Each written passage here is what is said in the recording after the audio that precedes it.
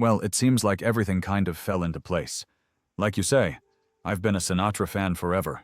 For decades, Willie Nelson carried a secret that ate at him every day. When Kris Kristofferson passed away, Willie couldn't stay quiet anymore. He admitted that Kris wasn't just his friend or bandmate.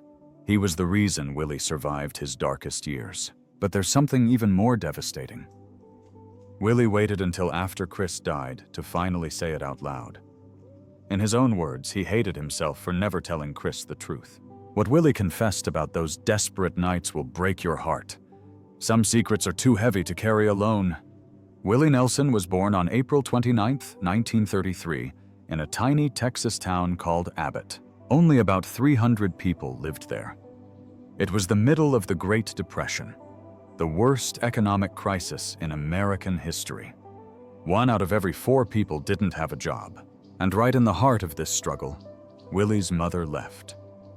He was just 6 months old when she walked out to look for work and never came back, not once. Soon after, his father left too. Willie and his sister Bobby were left behind, abandoned, with no one but their grandparents to take care of them. They moved in with their grandmother Nancy and grandfather Alfred. Nancy taught piano. Alfred worked as a blacksmith. The family had almost nothing. Winters were so cold, they glued newspapers to the walls of their home just to keep out the freezing wind. This was how Willie grew up, in a world that was falling apart, surrounded by hunger and heartbreak. By the time he was 7, Willie was picking cotton in the Texas heat after school just to help buy food. That same year, he nearly died. He caught pneumonia in 1940, a sickness that was killing children everywhere. Medicine wasn't good back then, and thousands of kids died every year. Willie was lucky to survive. That sickness nearly took him. But it also left something in him. A toughness that would carry him through the hardest parts of his life. When he was 6, something happened that changed everything. His grandfather gave him a guitar. It wasn't fancy, just a cheap one they could barely afford. But the moment Willie touched it, something clicked. By 7, he was already writing songs. His first one was probably a little gospel tune, something simple. Not Pretty Paper. That came much later in 1963. But even as a child, music gave him a way to survive. By 10, he was already playing in local bars. He made more money than most adults picking cotton.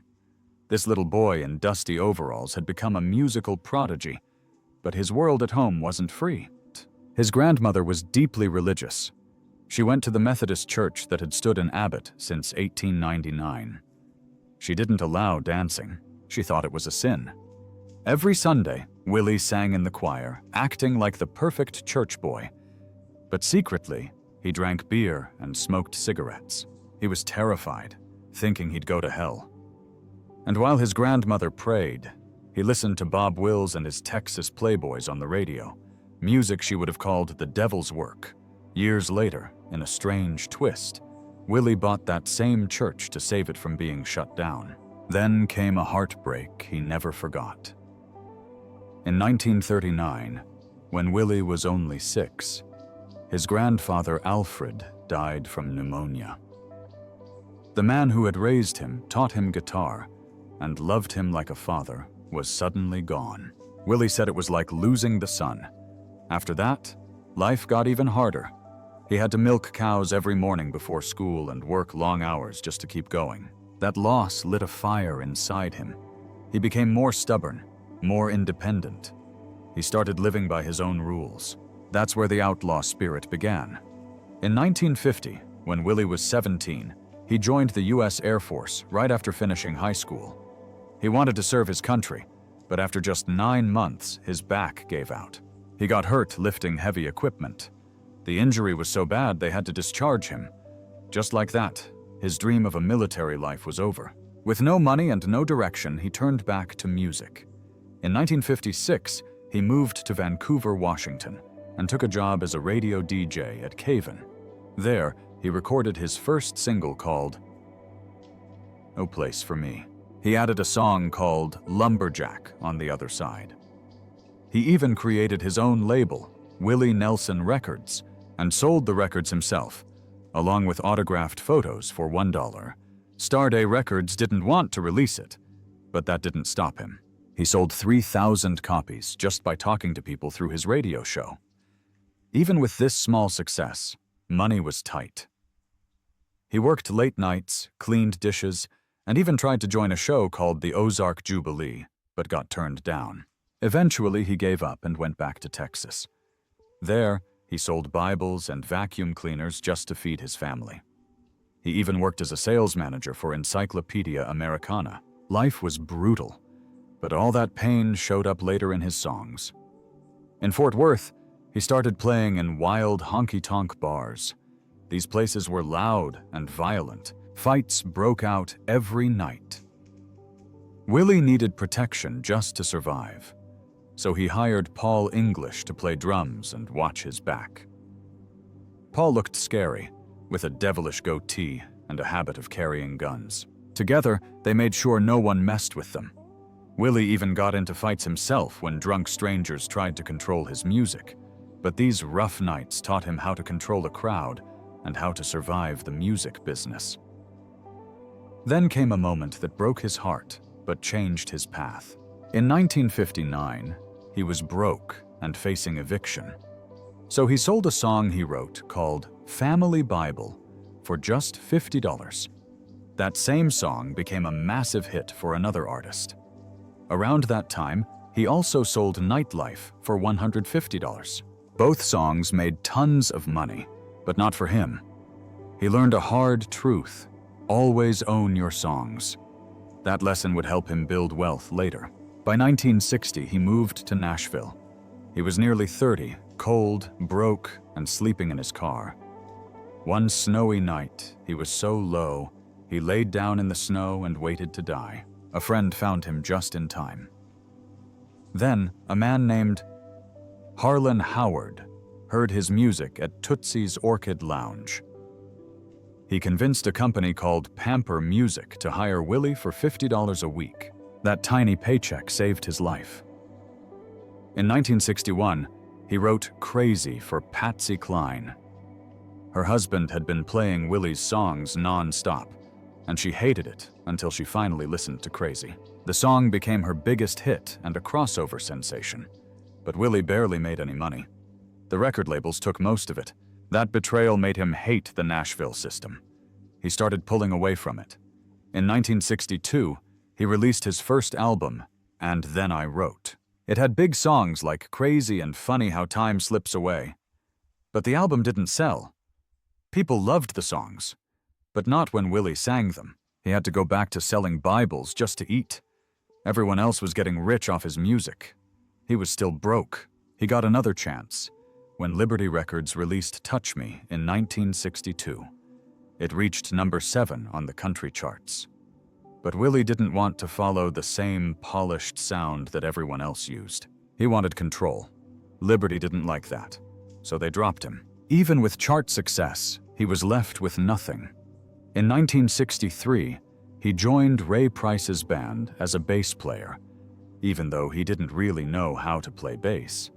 It gave him the chance to tour and learn the stage. But during this time, he drank heavily. One night, he got into a bad car crash. It nearly killed him. He started realizing he had to face his demons, though it would take years. Willie Nelson wasn't supposed to become a movie star. But in 1979, everything changed when he appeared next to Robert Redford in The Electric Horseman. Nobody expected the quiet country singer to shine on camera, yet he did something that shocked everyone. He didn't follow the script. He made up his lines while high on marijuana. And somehow, it worked. The $12 million movie became a hit. And Willie didn't even pretend to be someone else. He just acted like himself, wild and unpredictable. That was the moment he showed the world he was more than just a voice with a guitar. But the road to that moment had started years earlier, after his heartbreaking rejection in Nashville. In 1972, RCA Records let him go. No one wanted his sound, so Willie left. He returned to Texas, and that's when everything began to shift. He found a strange music scene in Austin filled with hippies, long hair, and open minds. There was a little venue called Armadillo World Headquarters, where cowboys and outlaws mixed with tie-dye and peace signs. And Willie fit right in. In early 1973, he sat in a New York hotel bathroom, grabbed a sanitary pad box, and scribbled the lyrics to Shotgun Willie. That crude moment became his new beginning. The album didn't do well nationally, but in Austin, it outsold everything he'd ever made. It only reached number 41 on the charts, but it sparked a fire. The outlaw country movement was born. 2 years later, in 1975, he did something nobody expected. With just $4,000 and full creative control, he recorded Red-Headed Stranger in a small studio in Texas. The label hated it. They said it sounded like demos, but Willie refused to change a thing. The album came out just as he made it. It went multi-platinum. His cover of Blue Eyes Crying in the Rain became his first #1 hit. He hadn't had a top 10 hit in 13 years. That one song won him his first Grammy. He proved that raw, honest music could beat the polished Nashville machine. But success came with shadows. In 1976, he joined Waylon Jennings on an album called Wanted the Outlaws. It was a mix of old songs and a few new ones. Nobody thought it would matter, but it became the first country album to sell 1 million copies. It shocked everyone. It reached number 10 on the pop charts. Suddenly, Nashville had to take the Outlaws seriously. The next year, in 1977, Willie's outlaw image took a strange turn. He got arrested in the Bahamas. Customs officers found marijuana in his jeans. He went to jail. His friend Hank Cochran brought him beer in the cell. Willie celebrated his release by jumping in the air and landed in the emergency room. The judge dropped the charges but banned him from the Bahamas forever. That ban still hasn't been lifted. In 1981, while swimming in Hawaii, Willie felt a sharp pain in his chest. His lung had collapsed. Doctors said it was from smoking 2 or 3 packs of cigarettes a day. He had to cancel 18 concerts, losing nearly $900,000. After that, he stopped smoking tobacco, but continued using marijuana. Years later, he switched to vaporizers to save what was left of his lungs. In 1984, he was invited to Johnny Cash's Christmas special in Switzerland. After filming, he sat around with Johnny, Waylon, and Kris Kristofferson. They started playing songs. By the time they flew home, they had decided to form a band. They called themselves the Highwaymen. In 1985, their album Highwaymen came out. It went platinum. It was a dream group of legends who felt left out of modern radio. But not everyone liked their name. In 1990, a 1960s folk group called the Highwaymen sued them. One of their members had become a federal judge, but the lawsuit failed. The country legends kept their name and finished their tour. That same year, Willie's world collapsed. The IRS said he owed $32 million in back taxes. It was one of the worst financial disasters in music history. His accounting firm, Price Waterhouse, had put his money in illegal tax shelters. The IRS took his ranch, studio, piano, and gold records. His daughter hid his guitar, Trigger, in Hawaii, so they wouldn't take that too. Friends had to buy his things back from auctions and rent them to him. He was homeless, broke, and humiliated. To pay the debt, Willie did something no one had ever done. He made an album called The IRS Tapes, Who Will Buy My Memories? It was just him and his guitar. Every copy sold sent money directly to the IRS. It didn't erase the whole debt, but it helped. And it made history. That wasn't his only public battle. In 1994, police found him asleep in his Mercedes on a Texas highway. In the ashtray was a marijuana joint. He was arrested again. But instead of hiding it, Willie started speaking out for marijuana reform. He turned his arrest into a message. Even as his public life spiraled, personal pain struck harder. On Christmas Day in 1991, his son, Billy, died by suicide. Billy was only 33. He had bought new clothes and gotten a haircut just the day before. He had been struggling with depression. Willie was on tour and dealing with the IRS nightmare at the same time. The loss nearly broke him. He said those were his darkest days.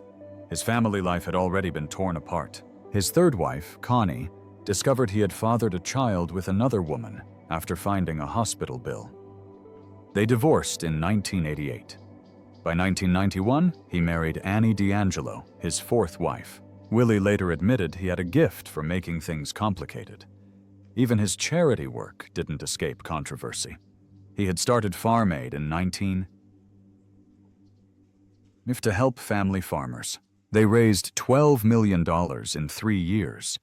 But during his tax crisis, people accused him of using the charity for tax breaks. Willie kept performing, but by 1990, he admitted that most of the money went to farmers who were already losing their land. The system was broken and he couldn't fix it. Still, he never stopped making music. At 65 years old, he released an album that sounded like nothing he had done before. It was called Teatro, and it came out on September 1st, 1998. He didn't record it in a studio like most artists. He recorded it inside an old movie theater in Oxnard, California. That strange choice gave the album a haunting feeling. The sound was stripped down but full of drums and atmosphere. Emmylou Harris sang in the background, and the whole thing felt dreamy and raw.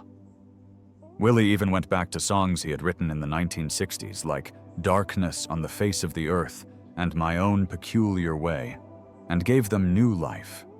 A filmmaker named Wim Wenders thought the sessions were so unique, he made a documentary about them.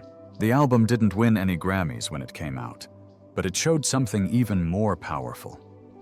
It showed that Willie wasn't afraid. Not of aging, not of change, not of breaking every rule of country music. When Teatro got reissued in 2017 with 7 new songs, people realized how much it had stood the test of time. Then came something even more shocking in 2008. On June 14th, fans were stunned when Willie Nelson, now 75 years old, appeared on a song with Snoop Dogg. The track was called My Medicine, and it was a mix of country and rap. It was produced by Everlast, and the music video quickly went viral. Seeing the red-headed stranger rapping beside a West Coast icon was more than just surprising. It made people talk. Some older country fans were furious. They didn't want their clean-cut hero mixing with someone famous for explicit lyrics, but younger fans loved it. The collaboration reached number 39 on the Dutch charts and proved one thing clearly. Willie didn't care about staying inside the box. He cared about staying real, and this move showed how hip-hop and country could overlap when the message was strong enough. In 2015, something happened that should have been a moment of pure celebration. Willie Nelson received the Gershwin Prize from the Library of Congress. He was 82 years old and still performing in front of a packed house in Washington, D.C., singing On the Road Again. But during this proud moment, news broke about something deeply personal. Willie had gone through an experimental stem cell surgery just weeks earlier. His lungs were badly damaged. He had suffered from emphysema, smoked cigarettes for years, and fought pneumonia several times. He told the Washington Post that his lungs were really screwed up. Doctors took stem cells from his own body and injected them into his lungs, hoping to regrow healthy tissue. He had to cancel some concerts to recover, and the stomach incisions made it hard for him to carry his guitar. But he came back to the stage within weeks. That wasn't just bravery, it was defiance. At an age when most people stop everything, Willie kept singing, and the world kept listening. By 2020, Willie had received 52 Grammy nominations since 1974. That made him one of the most nominated artists in Grammy history. In 2020, he won his 10th Grammy for Ride Me Back Home in the Best Country Solo Performance category. In 2018, he won Best Country Album for My Way, and in 2016, he won Best Traditional Pop Vocal Album for Summertime. Willie Nelson sings Gershwin, Back in 2007, he also picked up Best Country Collaboration for Lost Highway. He was now ranked 14th on the list of artists with the most Grammy nominations, sitting behind legends like Quincy Jones, Paul McCartney, and Jay-Z. But what made this even more powerful was how he won these awards in his late 70s and 80s. He didn't just keep going, he kept growing. He tried jazz, pop standards, country duets, and even rap. He never locked himself inside one sound. That's why his story isn't just about country music. It's about fearless art. Meanwhile, Willie Nelson was already a legend when he met Annie D'Angelo, but deep down, he was falling apart. His drinking had become dangerous. He was slowly destroying himself, even though the world still saw a smiling country star. In 1991, when he married Annie, everything began to change. She wasn't just his wife.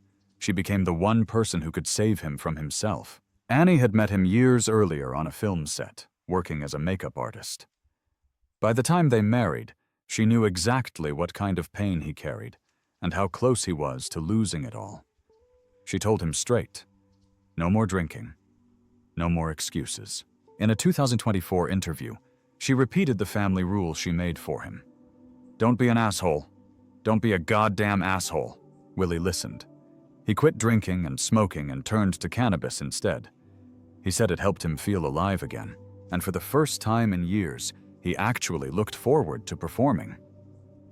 They raised 2 sons together, Lucas and Micah, who grew up to become musicians too. Today, they tour with their father, carrying the music forward. In 2022, something terrifying happened. Willie was 89 when he caught COVID-19, and it hit him hard. He started having trouble breathing on his tour bus in Nashville. Annie didn't panic. She turned their Texas ranch into a full-blown emergency hospital. She gave him nebulizer treatments, Paxlovid, monoclonal antibodies, and steroids. At one point, she thought he wouldn't make it. Willie later said it was rough, and that COVID was no joke. He also admitted it had taken a toll on his mental health. During the pandemic, he lost many of his oldest friends, including Merle Haggard. With damaged lungs from years of smoking, nobody expected him to survive. But just 3 weeks later, he walked back on stage. Everyone was shocked. But he wasn't done yet. In 2024, another scare shook his fans. At 91, Willie had to cancel 7 shows on the Outlaw Music Festival tour. People feared the worst. Rumors spread fast online with fake photos showing him in a hospital bed. One even claimed his son, Lucas, said he was in serious condition. But it wasn't true. He was just tired. Touring non-stop had worn him down and his emphysema was acting up. Still, in typical Willie fashion, he bounced back within days and performed at his 4th of July picnic in New Jersey. When asked about it, he simply said, "I'm 91 plus. I don't hurt anywhere. I don't feel bad. I'm not worried about dying." Back in the 1960s, long before all this, Willie had met another man who would change his life, Kris Kristofferson. They were both outsiders in Nashville, trying to break through with songs that didn't sound like everyone else's. Kris had been a Rhodes Scholar and Army captain before giving it all up for music. Willie saw something rare in him. In 1971, Willie sang "Me and Bobby McGee," one of Kris's songs. That moment helped shape the outlaw country movement. Years later, in 1997, Willie released an album made almost entirely of Kristofferson's songs. He always said Kris made him brave enough to be different. In 1984, they made a movie together called Songwriter. They played versions of themselves, 2 legends fighting the music industry. On set, they improvised many scenes, sometimes while high, just feeding off each other's energy. The movie reflected real pain they had both lived through. Willie had once sold his song "Nightlife" for only $150. That song later sold over 30 million copies and was recorded by more than 70 artists. The movie told stories like that. Kris even got nominated for an Oscar for the music he wrote for it. Then came Farm Aid. In 1985, the first concert brought in 80,000 people. Willie and Kris stood side by side on that stage. Kris sang "They Killed Him," a song for heroes like Gandhi and Martin Luther King Jr. Over the years, they shared many Farm Aid stages, but they didn't always agree. Kris leaned left. Willie leaned libertarian. They argued a lot, but their friendship stayed strong because they respected each other deeply. In 2024, after Kris passed away, Willie sang "Help Me Make It Through the Night" to honor him. It left the whole crowd in tears. Kris had been through hell starting in 2009. He began losing his memory so badly, he couldn't remember what he was doing from one moment to the next. Doctors thought it was dementia or damage from boxing. For years, he disappeared from the spotlight. Then in early 2016, someone finally tested him for Lyme disease. That was the real cause. With the right treatment, he started getting better in just 3 weeks. Willie stayed by his side through it all. He visited him in Hawaii and never gave up on their friendship, even when Kris couldn't remember his own songs. When Kris Kristofferson died on September 28, 2024, it broke something inside Willie. Just weeks later, in a quiet interview with the Associated Press, he finally said what he had always felt. Kris was the greatest songwriter alive. He said it even though Kris was already gone. Maybe he wished he had said it earlier. He told the world that Kris left behind so many songs that people would keep singing for years. The words felt heavy with regret. After 6 decades in music, Willie still had things he wished he'd said out loud. Willie's pain didn't end there. In that same interview, he let the world see just how broken he felt. He said, "I hated to lose him. That was a sad time." It might have been just a few words, but for fans who had seen him survive everything, those words hit hard. He had already buried 2 other highwaymen, Waylon Jennings in 2002 and Johnny Cash in 2003. Now, he was the last one standing. The supergroup they started in 1985 had ruled country music for a decade. Their first album even hit #1. But now, Willie was alone. His grief was deeper than anyone realized. It wasn't just the loss of a friend. It was the weight of being the last one left. Later that year, in another interview, Willie revealed something no one expected. He admitted that Kris Kristofferson's songs had saved his career during his worst moments. He never said it before Kris died. He mentioned "Sunday Morning Coming Down," the song that won a Grammy after Johnny Cash recorded it in 1970. That song, Willie said, pulled him out of darkness more than once.